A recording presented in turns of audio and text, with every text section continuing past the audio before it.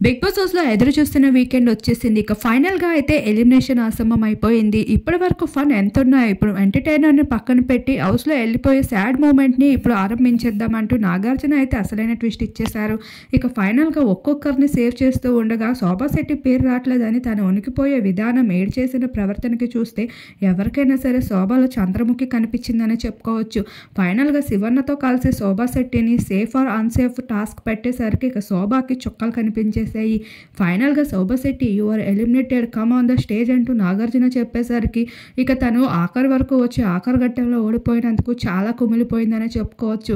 ఏది ఏమైనా చంద్రముఖిలో ఉన్న యాంగిల్స్ అన్నిటిని శోభా శెట్టిలా చూసి ఆఖరికి తన హౌస్‌కి బాయ్ బాయ్ చెప్పేస్తూ స్టేజ్ పైకి అడుగు పెట్టేసి ఇంకా మనసులో మాటలన్నీ కక్కేసి హౌస్ నుండి బయటకు వచ్చి బజ్ ఇంటర్వ్యూలో మరో యాంగిల్ని చూపించేసింది. మొత్తానికి శోభా శెట్టి ఫైనల్‌గా ఎలిమినేట్ అయ్యి టాప్ 5లో లేని విషయాన్ని అయితే బిగ్ బాస్ ఒక క్లారిటీని అందించేశాడు.